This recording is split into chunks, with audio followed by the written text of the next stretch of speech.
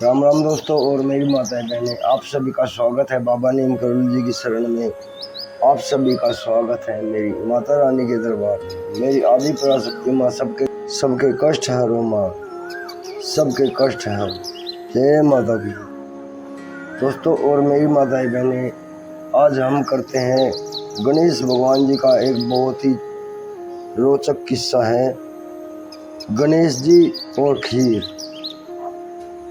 ये कहानी है, पौराणिक कहानी है। गणेश जी एक बार चुटकी भर चावल लेकर चल देते हैं और उसकी खीर बनवाने के लिए गांव वालों से कहते हैं और उसे सभी उनके ऊपर हंसने लगते हैं। ये पूरी कथा पूरी सुने और फिर एक बुढ़िया माँ ने उनकी खीर बनाई और कैसे गणेश भगवान जी ने पूरे गांव को उस खीर से दावत खिलाई।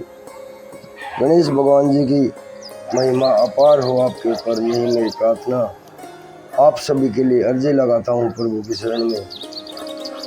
मेरे सर्वप्रथम पूज गणेश भगवान जी, मेरे श्री राम प्रभु, मेरी सीता मैया, मेरे शिव शंकर महादेव, मेरी आदि पराशक्ति माँ पार्वती, मेरे हनुमान जी, मेरे बाबा नीम करोली जी। आपका बेटा सत्येंद्र आपकी शरण में ये अर्जी लगाता है। जो भी मेरा भाई मेरी माताएं बहनें आपकी महिमा सुनते हैं, उनके सभी कष्ट तुरंत दूर करो भगवान।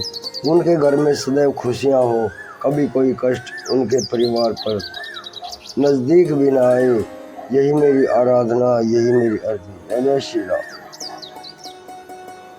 दोस्तों और मेरी माताएं बहनें, अभी शुरू करते हैं। गणेश जी की बहुत ही रोचक कथा है, गणेश जी और खीर। एक बार गणेश जी ने पृथ्वी के मनुष्यों की परीक्षा लेने का विचार किया। वे अपना रूप बदलकर पृथ्वी पर भ्रमण करने लगे। उन्होंने एक बालक का रूप बना लिया। एक हाथ में एक चम्मच में दूध ले लिया और दूसरे हाथ में एक चुटकी चावल ले लिए और गली गली घूमने लगे। साथ ही साथ आवाज़ लगाते चल रहे थे, कोई मेरे लिए खीर बना दे, कोई मेरे लिए खीर बना दे। कोई भी उन पर ध्यान नहीं दे रहा था, बल्कि लोग उन पर हंस रहे थे।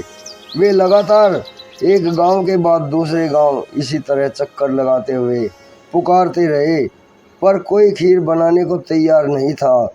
सुबह से शाम हो गई, गणेश जी लगातार घूमते रहे। किसी गांव में एक बुढ़िया थी, शाम के वक्त अपनी झोपड़ी के बाहर बैठी हुई थी। तभी गणेश जी वहाँ से पुकारते हुए निकले कि कोई मेरी खीर बना दो, कोई मेरी खीर बना दो। बुढ़िया बहुत कोमल हृदय वाली स्त्री थी। उसने कहा, बेटा मैं तेरी खीर बना देती हूँ। गणेश जी ने कहा, माई अपने घर में से दूध और चावल के लिए बर्तन ले आओ। बुढ़िया एक कटोरी लेकर जब झोपड़ी से बाहर आई तो गणेश जी ने कहा, अपने घर का सबसे बड़ा बर्तन लेकर आओ माँ।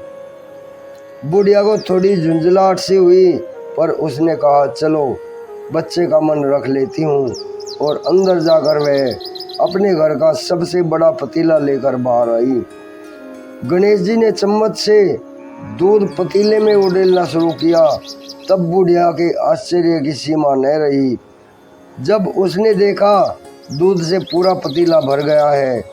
एक के बाद वही बर्तन झोपड़ी के बाहर लाती गई और उसमें गणेश जी दूध भरते चले गए।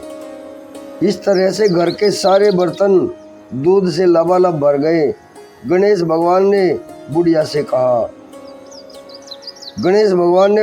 कहा, मैं स्नान करके आता हूँ, तब तक तुम खीर बना लो, मैं वापस आकर खाऊंगा।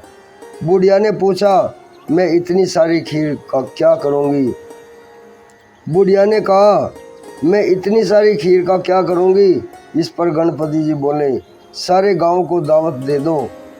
बुढ़िया ने बड़े प्यार से मन लगाकर खीर बनाई। खीर की भीनी भीनी मीठी मीठी खुशबू चारों दिशाओं में फैल गई। खीर बनाने के बाद वह हर घर में जाकर खीर खाने का न्योता देने लगी। लोग उन पर हंसने लगे। बुढ़िया के घर में खाने को दाना नहीं और सारे गांव को खीर खाने के लिए दावत दे रही है। लोगों को कौतूहल हुआ और खीर की खुशबू से लोग खींचे चले आए। लो, सारा गांव बुढ़िया के घर इकट्ठा हो गया। जब बुढ़िया की बहू को दावत की बात मालूम हुई तब वह सबसे पहले वहां पहुंच गई। उसने खीर से भरे पतीले को जब देखा तो उसके मुंह में पानी आ गया। उसे बड़ी जोर से भूख लगी थी।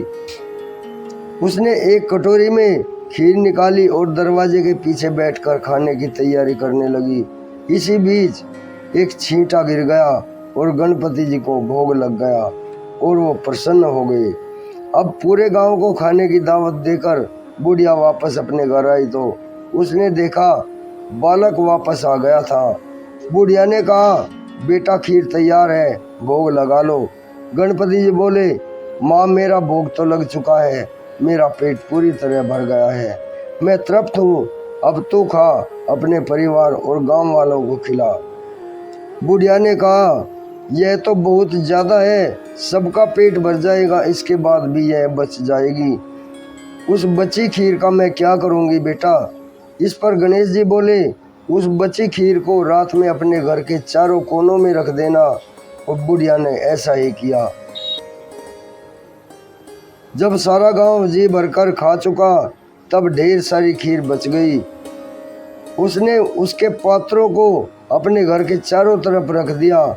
सुबह उठकर उसने देखा पतीलों में खीर के स्थान पर हीरे जवाहरात और मोती भर गए थे। वह बहुत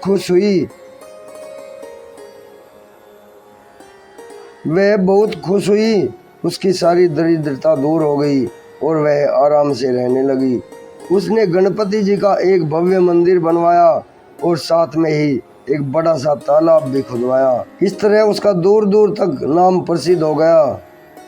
उस जगह वार्षिक मेले लगने लगे।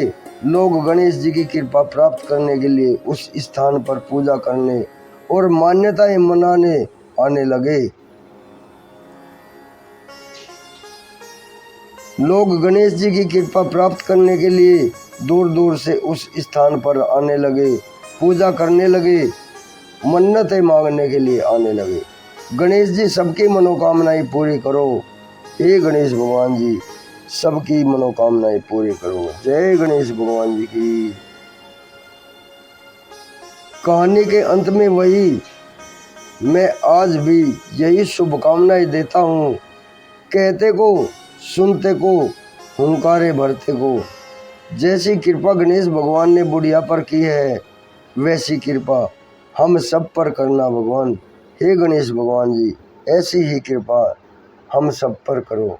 जय श्री गणेश भगवान जी, जय श्री। दोस्तों और मेरी माताएं बहनें आगे भी शेयर करें गणेश जी और बुढ़िया की कहानी, खीर की कहानी। जय श्री गणेश भगवान जी की, जय श्री गणपति बप्पा राम।